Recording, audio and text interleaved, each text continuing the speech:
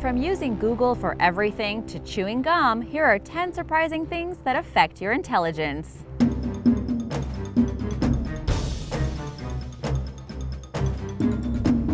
Number 10. Dim lighting.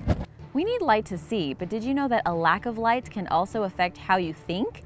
Turns out all those dim reading lights and soft lamps we have around our house don't just strain your eyes, it strains your brain too. Pretty surprising, huh? But how does it do this, and how much damage can it do to your intelligence? The answer comes in the form of a rat, but not just any rat, the Nile grass rat. Nile grass rats follow a sleep pattern called diurnal, which basically means they get their shut-eye when the sun goes down, just like humans do. Researchers at Michigan State University did studies on the rats earlier this year to find out what effect low-level light had on them.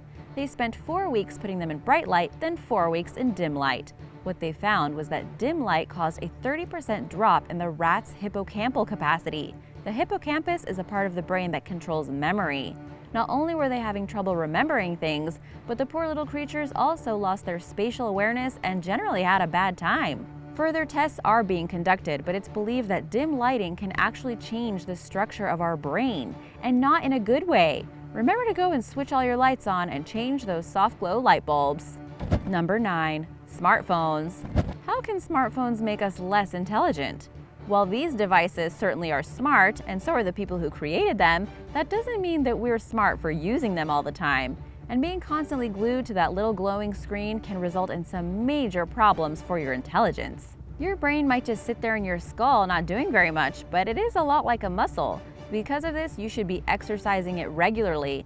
Use it or lose it, people! And you are not using it at all when you check out search engines like Google. Which is a shame, because I don't know about you, but Google is quickly becoming my best friend and trustworthy source when it comes to looking up information. Experts at the University of Waterloo in 2015 discovered that there were big differences in the way phones and search engines were used. Intuitive people who trust their hunches check Google for the answer to any old problem, whereas analytical types prefer to get that information using another type of computer, the human brain. Which is a problem, because sometimes I have trouble recalling information. Maybe it's all that dim lighting I'm using. And I'm sure we've all checked Google to resolve arguments as to who is right about something. Basically, the speed at which we can find things out is making us lazy. We're just picking up information like stuff on a supermarket shelf and not thinking about it enough.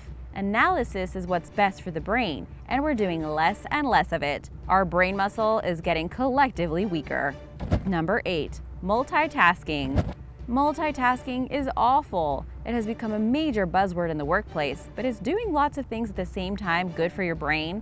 Turns out the answer is no. Studies carried out at Stanford University and the University of London show that mental juggling is bad news for that IQ of yours. The human brain is best used when focusing on one thing at a time. Give it a ton of stuff to take care of at once, and the effects are surprising. For example, it was found that those of us who multitask get tasks done much more slowly than those who don't. Guess keeping all those balls in the air isn't a very efficient way of working. In fact, scientists compared the effect of multitasking on someone's intelligence to smoking banned substances or not getting enough sleep. Crazy, right? Also, imagine if you multitask and smoke and don't get enough sleep. Imagine what you're doing to your brain and your body. It's also quite a scary thought, because many workplaces encourage multitasking. Be careful, because you may be much more productive if you do one thing at a time. Number 7. Sugar. Sugar can make you sick and rot your teeth, but we still can't get enough of it. But before you start binging on Oreos and Coca-Cola, think again. Now, in some ways, sugar is good for your intelligence. Your brain needs glucose for energy so it can keep working and thinking and whatever else it does up there. But if you eat too many high glycemic things, the level of glucose in your blood rises. This overstimulates that part of your mind called the reward center, or nucleus accumbens. When that happens, you start craving sugar, and before you know it, you're an addict. Sugar addiction can be as serious as crack, which is terrible because children are the ones that consume the most sugar. This is where your IQ suffers, because the brain starts behaving differently when you're in an addictive cycle. Everything from your attention span to your memory and even your mood are thrown out of whack as you become a slave to the sweet stuff. You probably don't want to hear this, but if you really want something sweet, try having some fruit. It's not the same, but your body and your brain will thank you for it. Number 6. Long commute. A long trip to work is something we all take for granted now, even though we don't enjoy it. Being stuck in a car or on a train or a bus is just one of those things the modern worker has to put up with, right? Unfortunately for many people it is, but you should be careful about your commute. It can seriously affect your intelligence and general well-being. A UK study carried out in 2017 found out some worrying facts about commuters. If they traveled to their job in under half an hour, they were all right. Over 30 minutes, however, and they were subject to a lot of stress and depression. They also didn't sleep as well, and they put on too much weight. Under these circumstances, your brain can't function as well as it should. How long is your commute? Let us know in the comments below. So why is it so bad for your brain? It's to do with an idea called time scarcity. If you feel like you're being squeezed for time, it causes symptoms like stress, and commuting certainly does put on the squeeze. Apparently, a long commute can knock 7 days worth of productivity from your working year, taking its toll on your brain. So if you can avoid that slog to the office, I hope you can do so. The good news is that by reading or listening to an audiobook or good music that you enjoy, you can put yourself into a better mood and combat the stressful effects of traffic and the hustle and bustle. Number 5, obesity. So you know sugar is bad for you, but what about the effects of overeating in general on your intelligence? Sugar can turn you into an addict, and this interferes with brain function. But when it comes to food that's not only sweet but savory, processed, and swimming in fat, that's pretty bad news for your headspace too. A study at Cambridge University found what appeared to be a direct link between piling on the pounds and memory problems. The team at Cambridge assigned their subjects a memory test, and those with a sky-high BMI or body mass index did worse than those who were lighter in weight. It's thought people who have lots of body fat suffer from brain shrinkage. Yes, that's right, your brain can shrink. Not only that, but it ages. The brain can become older by as much as a decade. There are even theories that being obese leads to Alzheimer's disease. Being overweight can definitely hurt your internal organs and puts a lot of pressure on your system. Of course, there are other potential factors at play, but trying to eat healthier can be a huge relief to your intelligence. Number 4, childhood spanking. Some parents still see spanking their child as a great way to instill discipline, but most see it as an old-fashioned way of doing things. And guess what? Spanking or hitting your child doesn't do him or her any favors in the intelligence department either. In 2009, Dr. Murray Strauss of the University of New Hampshire revealed a study that he'd been involved with concerning 2 groups of children. There were 2 age groups, 2 to 4 and 5 to 9. They included kids who had corporal punishment at home and those who didn't. Both groups were assessed twice with a 4-year gap in between. At the end of the study, there was a marked difference in IQ scores. The IQs of the older group that did not receive corporal punishment at home went up 2.8 points, but for the younger ones, it was a staggering 5-point increase. A major factor in this was the fear and stress element in those that were spanked. These feelings are big inhibitors and tend to be found in those with a lower IQ. Number 3, meetings.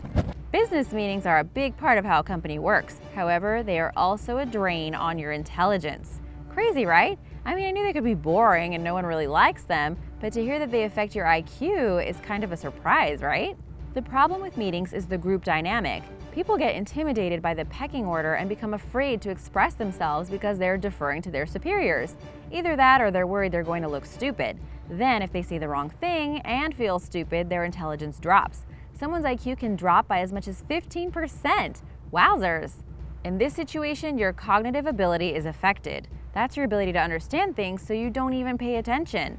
The hormone cortisol is released from your adrenal gland, boosting your emotions and putting your intelligence on the back seat.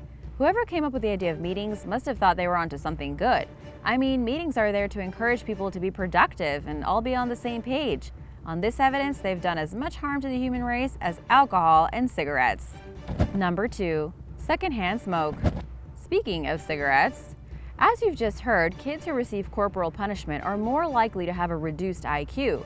However, there is something else you can do to them in the home that's equally damaging to their health, and that's smoke.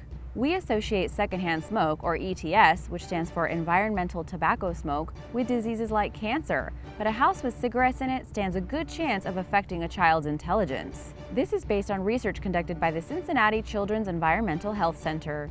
In a twist to the usual study of this type, experts used cotinine, which is part of both tobacco and nicotine. Cotinine is what's known as a biomarker, which can measure the levels of exposure to smoke. Surprisingly, their IQ scores went down anywhere between 2 and 5 points. Like with spanking, it's generally acknowledged by people that smoking around your kids is a bad thing. But with 40% of youngsters in the US at risk of secondhand smoke, the problem isn't going away in a hurry. Number 1. Chewing gum. Finally, something positive. Most of these things so far have affected your intelligence in a bad way. It isn't all bad news. There's some stuff out there that you've never heard of that actually helps make you smarter. So to end things on a high note, here's something that might surprise you. Chewing gum. When you chew on gum, the chewing motion increases the blood going to your brain. It makes your brain nice and juicy, and the more it gets pumping, the more intelligent you become. There are theories that gum improves your memory and thought processes. What it does do, according to a study from Cardiff University, is make you more alert, and the act of chewing gum improves your intellectual capacity. Other sources claim it can beat anxiety by reducing your cortisol level, which in a weird way means gum could almost be like an antidepressant. That really is something to get your teeth into. Chewing gum is great while you're studying, although ironically, teachers around the world always tell students to stop chewing and make you get up and spit it out. Maybe you should tell your teacher about this, and then you can chomp away to your heart's content. Just don't leave the gum under the desk. Thanks for watching! Do you know of any surprising ways to boost your intelligence? Let us know in the comments below. Be sure to subscribe, and I'll see you soon. Bye!